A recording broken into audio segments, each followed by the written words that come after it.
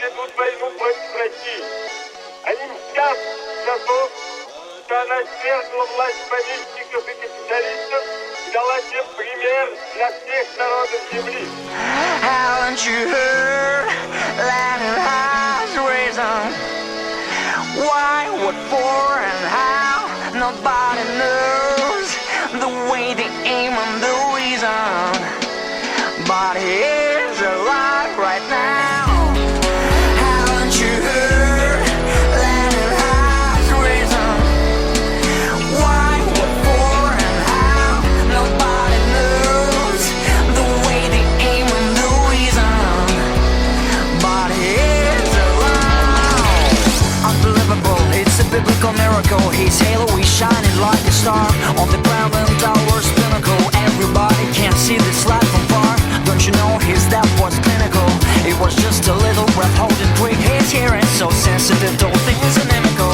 Think twice before you speak. Don't you wanna say you look like he's back? Don't you wanna pray loud the wise and slack? Don't just wait for under the oldest way. Don't behave like you made a final play. Everybody's equal to zero. Weigh every word, every syllable. Step flat to be inserted into the zeros. It's a miracle, unbelievable. Haven't you heard? Lennon has risen. Why would... All right, everyone. So I want to talk to you guys about the normalization of political violence in the United States. The idea of political violence, the idea of people killing one another over political differences is becoming more and more popular. It's becoming more and more acceptable, and the population of the United States is becoming more and more desensitized to the idea of political violence. A very recent example of this is Steve Bannon. Steve Bannon said that Anthony Fauci and the director of the FBI, Christopher Wray, should both be taken and beheaded. And their heads, because he didn't stop there. He didn't just say, well, they should be beheaded, off with their heads. I mean, that would be bad enough. But he went on. He went on further with it. And he said their heads should be placed on pikes, and the pikes should be stuck on two corners of the White House in order to instill fear into people who would dare challenge the Trump administration or whatever. Steve Bannon is a very, very evil and satanic individual. I have never liked Steve Bannon. For those of you who have been following me for years, you would know that I have been critical of Bannon. I have exposed Bannon numerous times in both videos and in articles. I have never liked Steve Bannon. There were many, many people who were praising Bannon as if he was some sort of a hero. I can tell you right now, Bannon is not what you think he is. Or maybe you like the fact that Bannon inculcates the idea of political violence, and that he actually promotes political violence, and that he actually is pushing for a civil war. Because in that same conversation in which Bannon said that Fauci and Wray should be beheaded and their heads should be put on display, Bannon was in a conversation with one of his colleagues, one of his comrades. His name is Jack Maxey. And if you look at this Maxey guy, he looks like an absolute psychopath. He has this bleached blonde hair. He looks like some sort of a Nazi. He looks completely insane. Crazy, crazy guy. But Maxey went on to say, well, you know, in Pennsylvania, they lynched two Quakers who were collaborators with the British Empire during the American Revolution. And they lynched those two Quakers because they were collaborators with the British. And Bannon went on to say, well, yeah, that was the American Revolution. The American Revolution was a civil war. It wasn't just some garden party. It was a civil war. And he is implicitly promoting the idea of a civil war in the United States. That's what happened in that conversation. Twitter removed Bannon's profile, banned Bannon from Twitter because of this statement that Bannon made. And I understand why. I mean, you are openly promoting the decapitation of government officials. You're pushing for revolution and ultimately civil war, because that's what you end up with if you have a revolution. You end up with a civil war. It's disturbing that American conservatives aren't really disturbed by this. It's disturbing that American conservatives are not bothered by this at all. Now, imagine if Bannon was some sort of a Muslim imam and he said something like, well, the Quran says that these American officials should be beheaded. This senator, because he Republican, he said something about Islam, the Quran, the Sharia imposes the law that they should be beheaded, or something like that. Or imagine if Bannon was some sort of a Muslim imam and he said, like, women who don't cover their faces should be raped or beheaded or something like that. Conservatives would be just blowing a gasket over it. They would be laying eggs over it. But when Bannon says it, they're not bothered by it.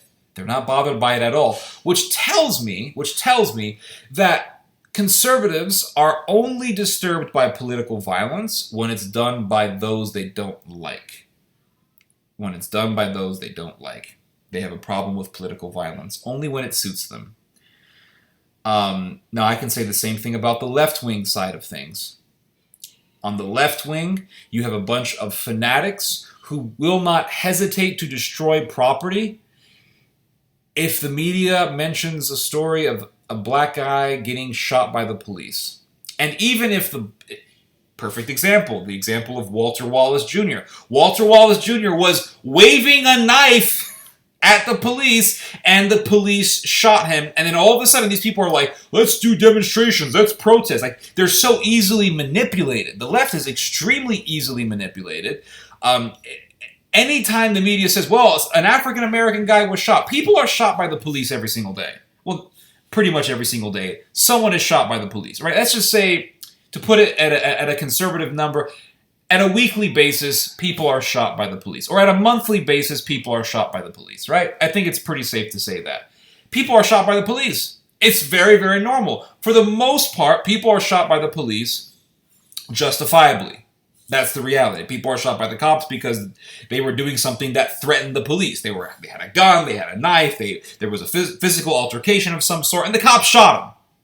Now, if you're waving a knife in front of police officers, they're going to shoot you. But then you have these left-wing lunatics who are like, well, we should have the reallocation of funds directed towards mental health, and the police should not have been there at the scene where the shooting took place. There should have been a social worker from the University of California, Berkeley, and the social worker from Berkeley should have been present at the place of altercation, and the social worker would have been able to handle the situation because the social worker would be an expert on mental health. So mental health experts should be present anytime when a man is wielding a knife, not the police, because the police would shoot the man wielding a knife, and that don't make no sense in my own damn warped perspective on life. Now, the police needs to be defunded, and by defunded, I mean reallocation of funds from the police to mental health experts who are capable of handling a situation like that. And I would love to see the short-haired female social worker from Berkeley in front of some lunatic wielding a knife, saying, "Don't stab me! Put the knife away! Put the knife away! Put the knife away!" And then get stabbed by this crazed individual. And then they have to call the police, and the cops are going to come, and they're going to shoot the knife-wielding guy because they have to. Oh my God! It's like the lady who was sleeping with an orangutan. Remember that story years ago? There was a woman sleeping with an orangutan, and she was some animal rights activist or whatever. And then the orangutan started pulling this woman's face off, and her friend was like calling 911 and screaming into the phone, "Shoot it! Shoot it! Shoot it! Shoot it!" All of a sudden, she wasn't an animal rights activist anymore. The left and the right both have lunatics. This is what people need to come to grips with. The left wing has absolute fanatical, far left, anarchist, communist, Marxist militants on their side. And anytime the media says a black man got shot, the black guy could be holding a pistol on the head of some old woman, and a cop would shoot that guy, and they would say it was racism, and that a social worker should have been present, and we need to defund the police. And they're still protesting about Walter Wallace Jr. And now they have another one, Kevin Peterson, I think in Washington. They say, he was shot by the police. Racism, automatic racism. I got into a conversation with a liberal, well, really, a left-wing woman last week. And I said, it's ridiculous what you're saying about the police and all that. And she told me that I don't want to live, this is how delusional these people are. I don't want to live in a world where black men are shot just for existing. And it's like, that doesn't happen. No one is shot in America for just existing by the police. Like, the cop isn't going to shoot you for existing. That's complete nonsense. But you see, the fact that people believe this shows that they're delusional and they're incapable of reason. So what does that indicate to us today? People are losing their capability to reason. There's no reasoning with people. People have a narrative. The narrative is true no matter what, and they're not able to give and take. They're not able to have a dialogue. They're not able to see the other side of things. They're not able to say, well, of course there are bad cops. Are there cops who go too far? Absolutely. But we need the police. And when you have a man wielding a knife in front of cops, it is reasonable that those cops shoot him. They can't ever accept that. They can't accept the idea that cops also have a right to self-defense as they defend the society. They can't concede to that. The cops are bad. All cops are bastards. And that's what they actually say. That's an actual phrase amongst leftists. All cops are bastards. Not just leftists, but also right-wing fanatics who want to overturn the state. They also say this phrase, that all cops are bastards. And you can't reason with people who think that way. People are losing reason. Now, let's talk about the reality of how the American society is becoming desensitized to political violence in the context of the intense scenario or the intense predicament that we are in this election. So you have one side, the left, saying Trump's a sore loser. He's obviously losing. Biden is obviously the next president of the United States. But then you have the other side, the right wing, that says, no, there's cheating going on, and Trump is our legitimate president.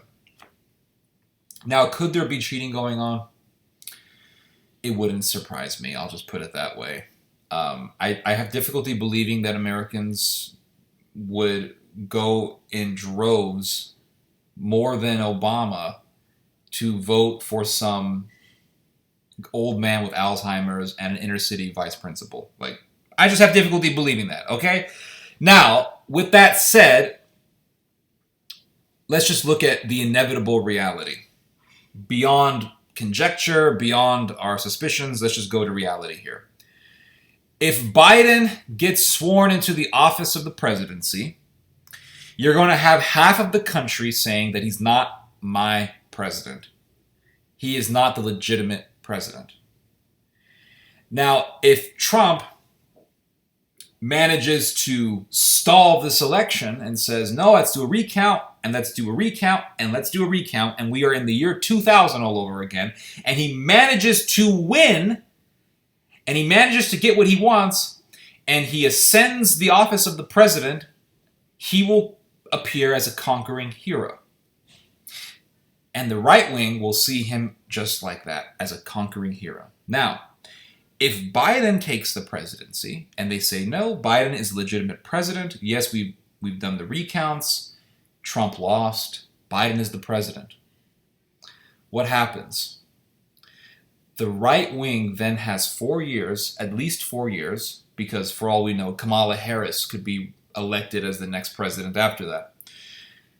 The right wing has at least 4 years in that type of situation to do numerous things to bolster their position. And by that, I mean they have at least 4 years to spread propaganda, that would exasperate and further polarize American society, to really ascend the right-wing position, spread propaganda and get people even more angry.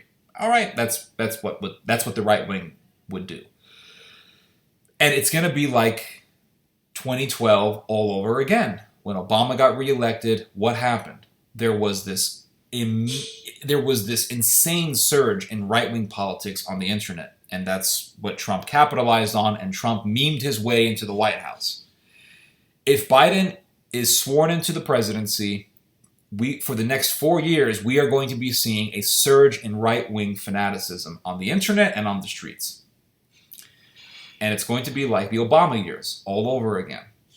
Maybe even worse, because the right wing's anger has been accumulating more and more. And so that accumulation of anger is going to be more than what it was when Obama was president, and eventually it's going to implode into something dangerous. It could implode into something dangerous, I mean. So, yeah.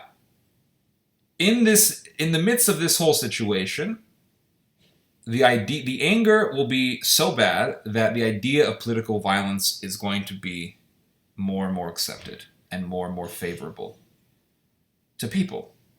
And that's what's scary. Now, if Trump manages to get a recount and he recounts his way into the presidential office, then what happens? He's seen as a conquering hero. The left wing will have at least 4 years to bolster their position. And you will see left-wing fanaticism increase. And you will also see right-wing fanaticism increase, because what happened in the beginning of the election night. Not too long going into the election night, Fox News called Arizona. Fox News was the first to call Arizona, and they were the first to say Biden won Arizona, which was a shock.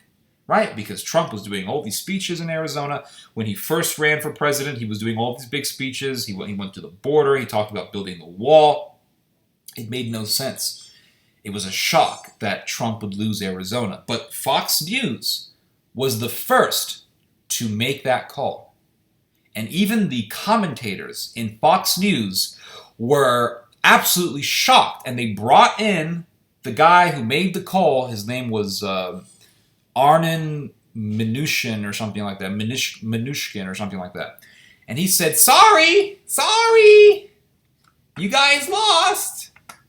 And he kind of did that with a cruel, sniding tone. And Arnon Mishkin, that was his name. But you would think that MSNBC would be the first. You would think that CNN would be the first. But no, it was Fox News. It was Fox News. And what happened? CNN and MSNBC did not say, well, Fox News called it, we're going to call it right now. Because Fox News said it. CNN and MSNBC did not take the opportunity to say, well, Fox News, the biggest right-leaning news outlet in America, said that Trump lost Arizona, so we're going to say it. We're using your own source, so don't get mad at us. But they didn't do it. They didn't do it. Very, very strange.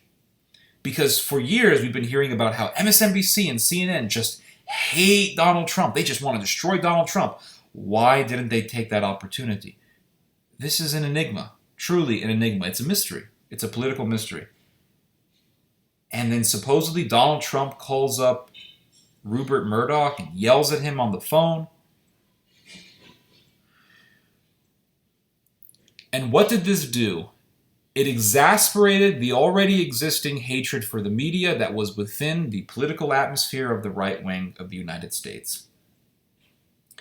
Now, the right wing's paranoia regarding the media is going to be even more intense and exasperated.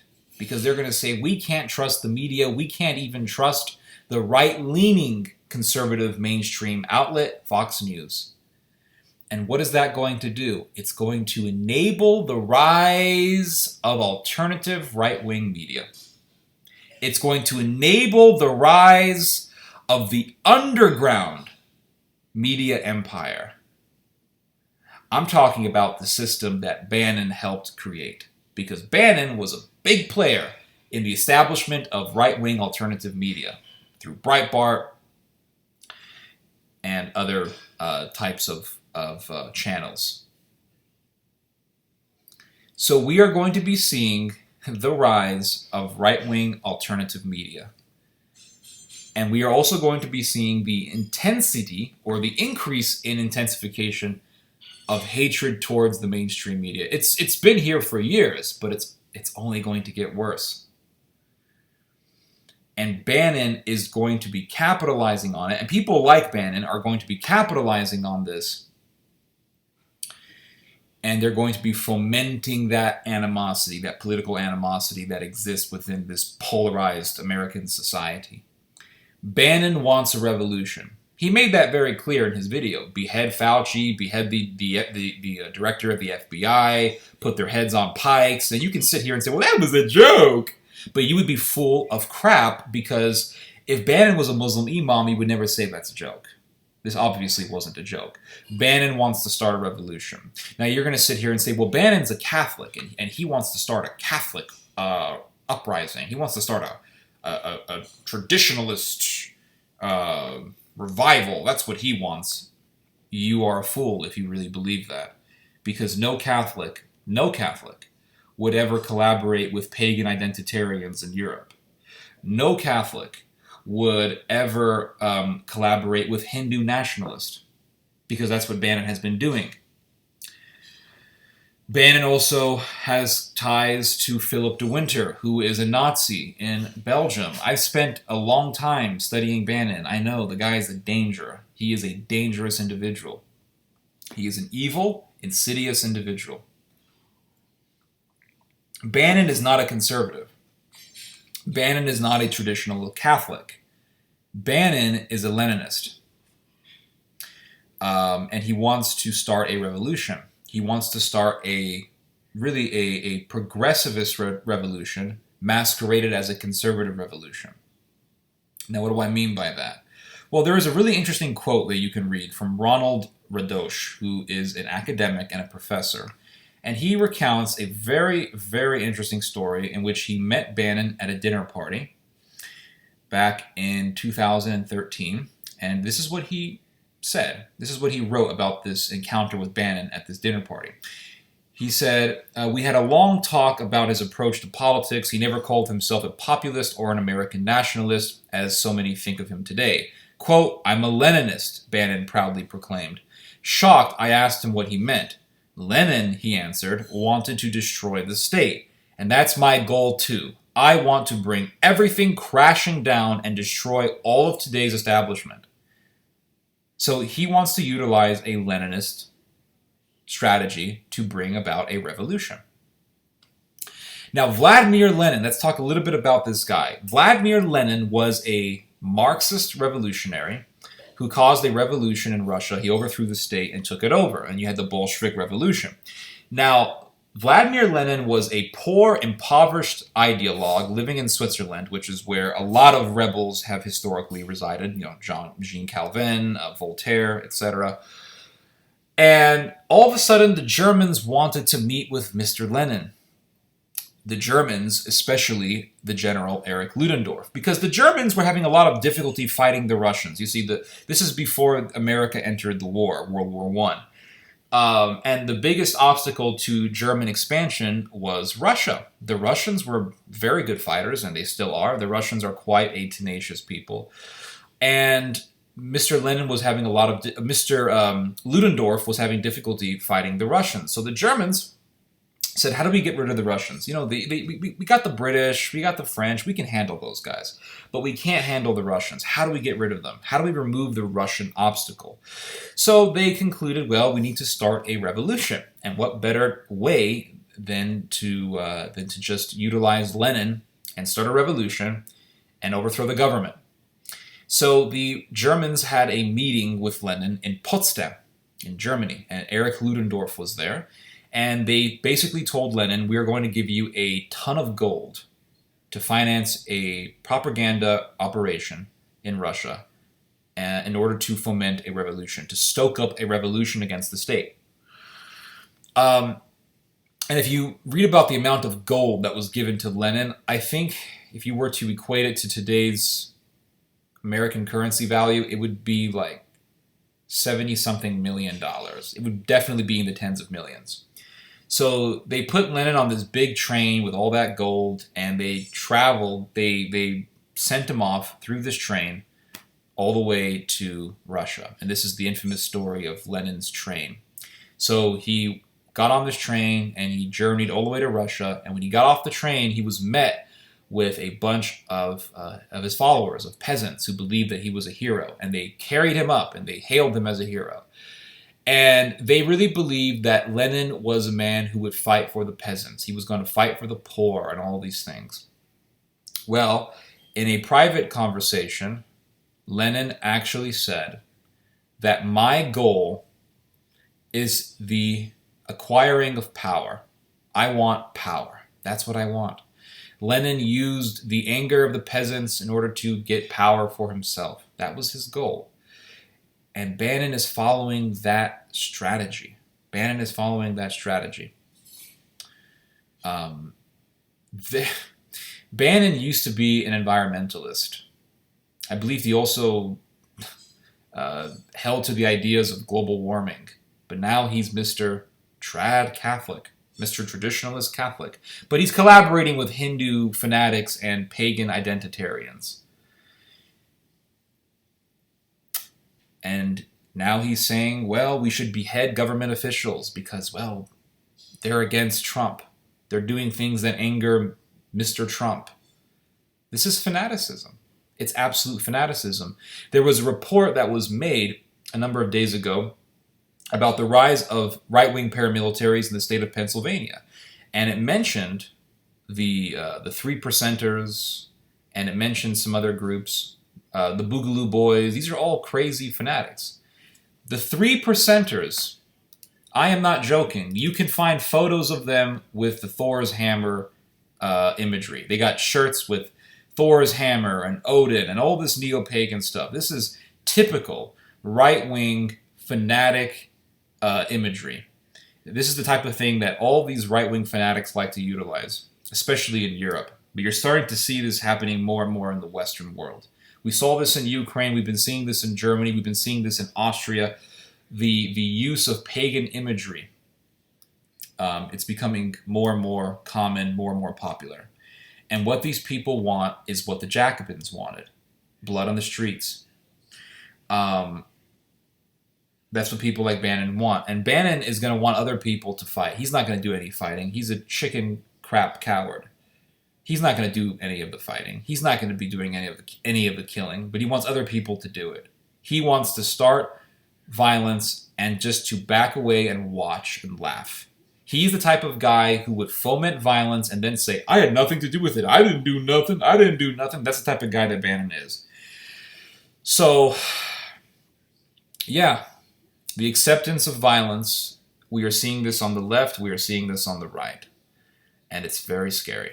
It is. I'm actually legitimately worried. I am legitimately nervous about all this stuff because I don't want to see the United States become another Syria. I don't want to see the United States become a Ukraine, where people burned each other alive, where Ukrainian fanatics burned a bunch of people alive because they supported Putin. I don't want to see that in this country, but sadly enough, we're going to be seeing that. I remember, we've already been seeing this. Remember that shooting that happened in Walmart? I think it happened last year. El Paso, Texas, a guy goes into a Walmart, kills 20 people because he hates Mexicans. And you know what was so disturbing was that you had right-wing ideologues, Milo Yiannopoulos being one of them, saying, well, while it's wrong to kill people, I understand the anger of that individual. What kind of insane rhetoric is that? Well, it's the left's fault because people are legitimately angry. There is no legitimate anger that justifies the mass murder of people. There is no legitimate anger that would ever give one the inner volition to feel that he is right to murder innocent people in a Walmart. What these righties were suggesting was that the anger of the immigration of Mexicans into the United States is sparking legitimate anger. That's what these people are implying. Or else why would they make that argument when someone went into a Walmart and shot up a bunch of Mexicans? It's really, really disturbing what we're seeing. It's really disturbing. these people, these ideologues, are ideological terrorists. They are ideological terrorists. Bannon, Milo, the whole lot of these people. They're revolutionaries. They are armchair revolutionaries. And they are trying to stoke and foment political violence. And the same thing can be said about these BLMers and these Antifa fanatics who say, well, you know, burning property, there's a legitimate argument for it. Well, and then the left will make similar arguments. They'll say, well, while I disagree with the destruction of property, the anger is very legitimate. There is no legitimate anger that sparks any sort of will to kill innocent people. If you kill innocent people, you don't have legitimate anger. You have bloodlust. And that's what these people are filled with, on the right and on the left. So anyway, you guys just heard my thoughts on that. You guys just heard some theology. God bless.